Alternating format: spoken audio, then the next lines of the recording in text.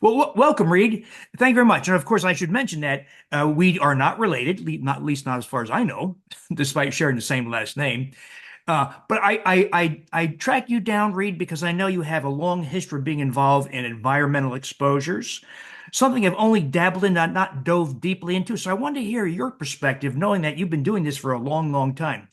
Can you tell me how you got started in this specific? You do many things, of course, but how you got started specifically in being concerned about environmental exposures? I went to school. I went to the University of San Diego. I graduated post-grad program in environmental and business law, and I was just fascinated by the idea that we could make the planet a better place. So I've always been kind of a Boy Scout, I guess, and I worked in that field for many, many years, and a lot of recycling and things. But you get to see I was saving the planet, I thought, air, birds, water, trees, bees, and all that. But in the late 90s, 1999, actually, I changed jobs and went to work at a wellness center. I just started worrying about people. I said, look at all this damage being done to the earth. And again, air, birds, water, trees, bees. And what about people? So including me. Now, I thought I was really healthy and didn't never really been to a doctor before, but I just got concerned and like I said, I didn't want anything sneaking up on me and taking me by surprise. People. I was in my 40s back in the 90s, so you know how old I am now. Well into my 70s, and so for 25 years, I've been just working with what's the environment doing to people. People at this wellness center where I worked, I pretty much took over the place, but um, everyone coming in the door, Bill, was sick and had been to 8 or 10 practitioners already and wasn't better yet. And I just thought this is all wrong. That's kind of a ripoff, actually. And one day I was out riding my motorcycle in Southern California, which I do all the time. And I thought, you know what? I'm going to help these people. I'm going to be the last person they need to see it. I don't know how, but I'm going to do it.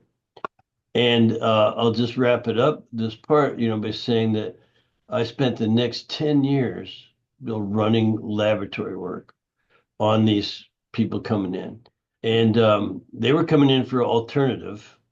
Again, they were stuck in this cycle of trial and error, frustrated, no answers anywhere. And with the lab work that I started running, turned up some amazing things and really helped solve people's problems. I had a lot to learn, I'll say, but I had nothing to unlearn because I had no medical training at the time. And, I could say the rest is history, but it's been, I spent 10 years there and I made a lot of observations of my own. I had great mentors, the lab directors, these scientists that were coming up with new types of labs, outside of the standard of care type, blood work and stuff. Um, Matter of fact, a lot of our patients have been told their blood work looks fine, looks normal. And they wonder, well, why do I feel so bad? Why am I overweight and, depressed and angry and sad, and, or just skin is bad or, just hurting all the time. And so I only looked for underlying causes. That's all I cared about. No diagnosis, no treatment, and a lot of that was environmental to answer your question. Not always, but a lot of it is just, our innate intelligence can't handle this environment that we live in. I know you've referred to modern people as serving as lab rats for industry. Could Yeah. could you elaborate on that? Oh, sure. So, well, there's two ways to look at that when you mention it. One is that we're all kind of the rats in the maze. The number of chemicals that we're exposed to is in the tens of thousands, and only a few, relatively few, maybe a couple thousand, have been tested for safety. So the rest are just being used. They get approved. Yeah, okay, this chemical does this or that, and that might be useful in industry or even in our lives. But they're not tested. We're the test. We're the rats in the maze. And that's the way I look at it. according to one doctor friend of mine, Dr. Russell Jaffe, he's an amazing, brilliant person, lectures all around the country to other doctors. He says we're swimming in a toxic soup. And but you could say sort of that modern medicine is experimental too. I won't refer to anything recently that happened, but we get subjected to things that are not proven. And so we're all rats in these from both the environmental, the chemicals that aren't tested, and even in the medical system, things are being tried and they don't always aren't always that successful. That was the basis of my work. So coming out of environmental law and conservation, I was worried about people and went to work in a clinic and worked really hard. I again had great mentorship. I ran a lot of labs and made some observations that has turned into a system for people to investigate why what are the underlying causes, conditions. And I have a whole program. It's quite remarkable, actually. So I know you've done these sorts of testing in thousands and thousands of people. Have you seen any specific patterns fall out? For instance, do you find that the bulk of problems are caused by, let's say, PCBs or PFAS chemicals? Are there patterns emerging? There are, but most of them are diet related. Frankly, I like talking about the environment, and there's everything. There's air pollutants, there's ozone and carbon monoxide and sulfur dioxide, which is released by certain industries. And you remember back in the 70s and 60s, acid rain. Acid rain has been pretty much eliminated because now we make these manufacturers and processors scrub their excipients. So, but all these things, particulate matter from all kinds of combustion sources is crazy. So that's the stuff that's in the air. Then there's water contaminants. Again, the Clean Air Act that came around in the 60s was really instrumental in helping basically a bunch of hippie lawyers after that act was passed started suing the government and these big companies so they wouldn't. I lived in Ohio where the Cuyahoga River actually caught on fire in 1967 because it was so polluted. The river caught on fire. That river goes right into Lake Erie, one of the Great Lakes, where it was called a dead lake. It was known as a dead lake. Well, that lake is now the walleye fishing capital of the country, maybe the world. I don't know, but it's you can go there and fish now and catch delicious fish, and the local restaurants in around Lake Erie serve these fish in their restaurants. And so we can change things, and it's gotten better from one perspective like that. But the amount of stuff that's in our food that's allowed to be in our food is unbelievably toxic. And then what we drink out of, there's all the like you mentioned, PCBs, BPA, phthalates, uh, all kinds of things. They're just rotten. Not to mention herbicides, pesticides, insecticides, rodenticides. So it starts getting bad. And then heavy metals, lead, mercury, cadmium, and we're exposed to these. And if you don't test, you have no clue. You're sick. You don't know why. No one's measuring this stuff. And that doesn't even include the VOCs, volatile organic compounds. These are gases that outgas from paint and from new carpeting and new draperies, or even clothing, I would venture to say. Um, Cleaning products, household cleaning products, personal care products are toxic.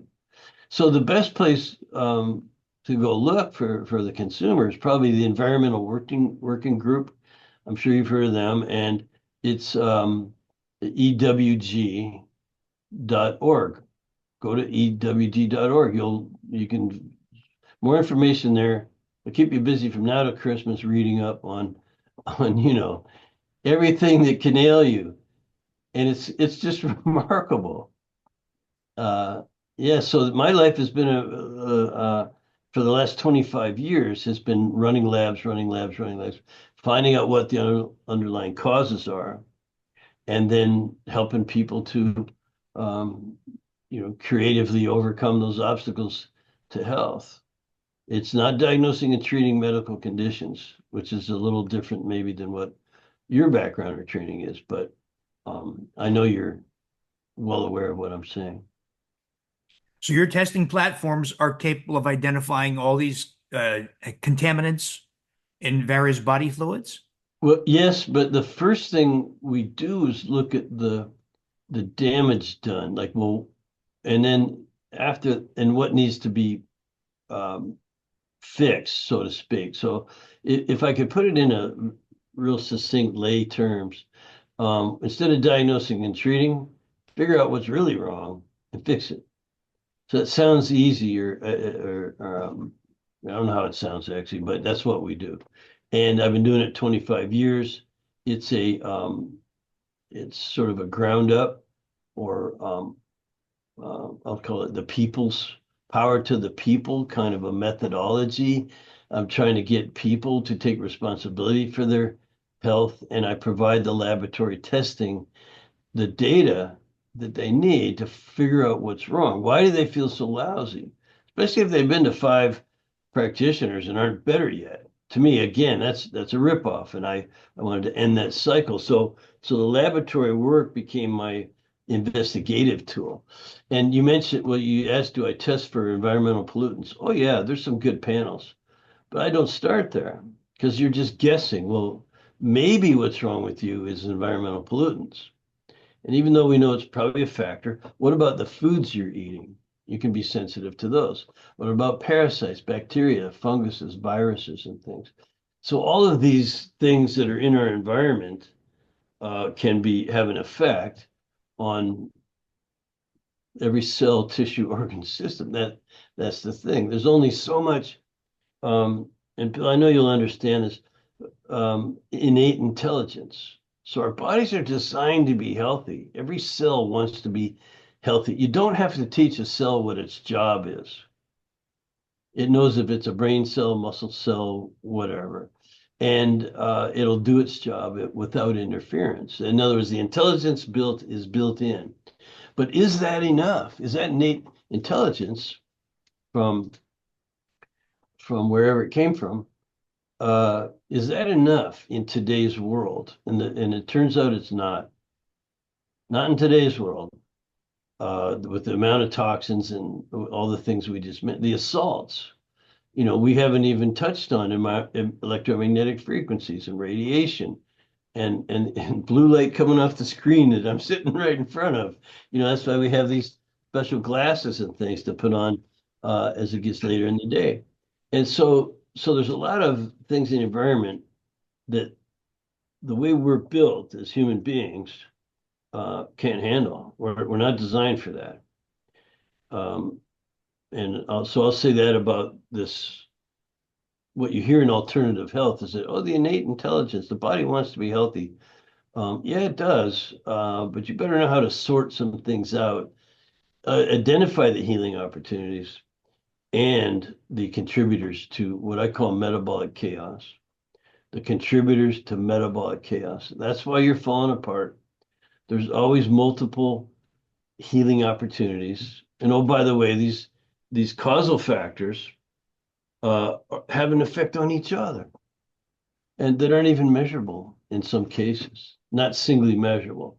And that's coming from a guy who teaches a course in lab work. That's what I do. I teach the lab work and the natural protocols, of course. But to answer your question, yes, we test for environmental pollutants and again all the stressors that we can measure, and you can't measure them all, but we test for the ones we can, and yes, that helps us reduce um, the influence. But people aren't coming to us healthy, saying, "Hey, I want to know what my environmental factors are." They're coming to us with problems. They've got, you name it, just all the chronic conditions, and and things that they've been told are actually normal that aren't, like headaches and fatigue. And oh, that's normal for your age. That's all baloney. You're designed to be healthy. And so we look at the damage that's done to the body before we go looking for what it might be influenced by. So those, let me give you the 6 areas that I look for in every person. Would that be okay? Sure. We look, in our standard labs, look at the hormones. See, because the environment affects your hormones. So let's look at those hormones. Let's see how out of balance they are. Catabolic, anabolic, your body's breaking down, the sex hormones go. And that would affect the immune system. So we look at hormones, immune system. And when your immune system goes, the lining of your gut goes, as you well know, I don't have to tell you that, then you get this hyperpermeability. Your digestion isn't any good. So we check hormone, immune, digestion.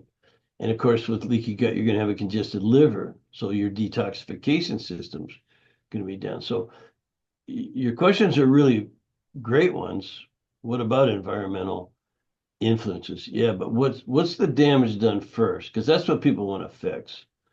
And you can't always change your environment either. Or people, we can't all go live on top of a mountain. And guess what? They've tested the air and dirt in the top of mountains, and it's polluted too. So if I understand you, you're kind of treating hormonal patterns as the canary in the coal mine to give you a hint of where to look for sources of the disruption. I look at 6 things: hormone, immune, digestion, detoxification, energy production, and nervous system. So that's what I call the hidden, HIDDEN. Just get, it's an acronym for what I just said: hormone, immune, digestion, and so on. So we run those labs first. That's the pattern I recognize in 10 years in the office, running thousands of labs on thousands of people. Everyone is affected by all of these influences, but what does it affect? Why do I feel so crappy? Hormone, immune, digestion, detoxification, and so on. And those can be improved. I'll just say you can't always fix everything, but you can improve all those things when you understand the degree to which you're out of balance or broken, if you want. And then, the other challenge is to find out. Um, we create a lifestyle program for someone, and there's another acronym for that. It's DRESS: diet, rest, exercise, stress reduction, supplementation. Those are the things that people have power over, and you can modify those behaviors so that you're less stressed out by all the environmental pollutants and things. They cause a lot of stress. And you're trying to nurture that innate intelligence. So that becomes our goal, really.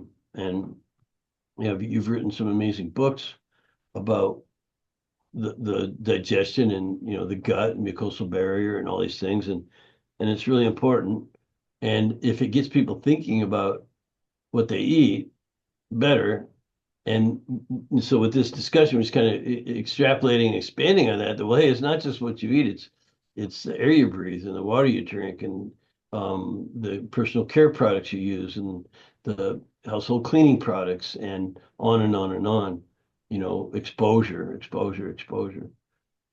Can you give an idea what life looks like in the Reed Davis household? Do you filter your water? And Do you use an air yeah, purifier? What sorts of toiletries do you use? I get up really early and I'll work for an hour or two, and then I go and kind of wake my wife up. Today it was at about 5:45.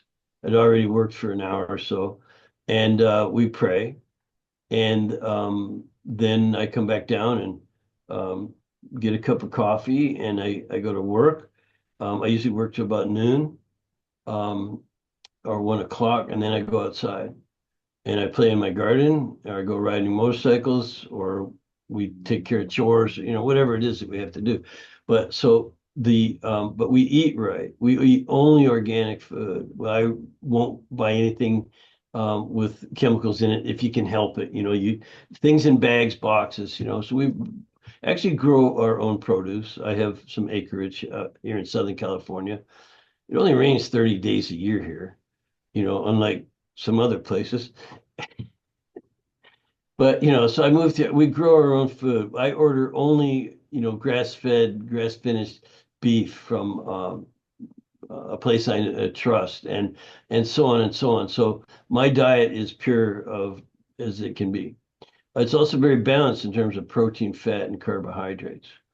As you know, blood sugar control is epidemically, it's causing problems. So that's really important, getting that protein, fat, and carb ratio right. And then, so the DRESS, rest is where I might be a little weak. I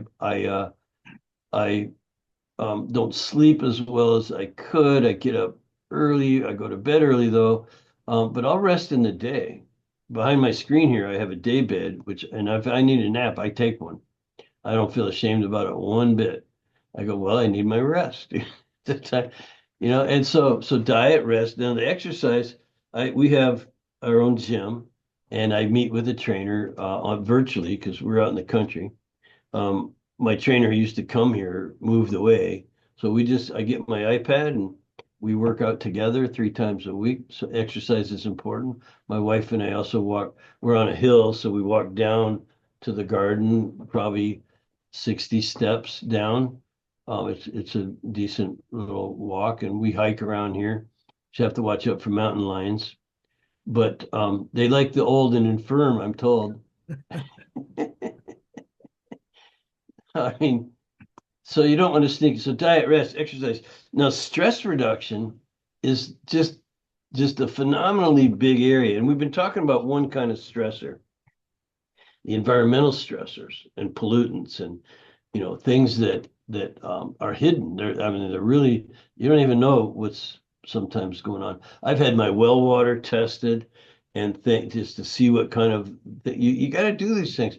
But stress reduction also obviously can include mental, emotional, psycho-spiritual kinds of stress. I think having a purpose in life makes it less stressful. You always know what you are trying to accomplish with your life. That's really important for people. But also stress from, driving in traffic, or you got a boss you don't like, you got kids that are misbehaving, whatever it might be. So you have the all those environmental stressors, you have all these mental emotional stressors. And the other thing that I would say is one of my things is a very well used body, which means I've got aches and pains from injuries, old injuries. I did a lot of sports. I did jujitsu and all kinds of things, Muay Thai, kickboxing, and surfing and skiing and motorcycle riding, and so that trauma to your body is also very stressful.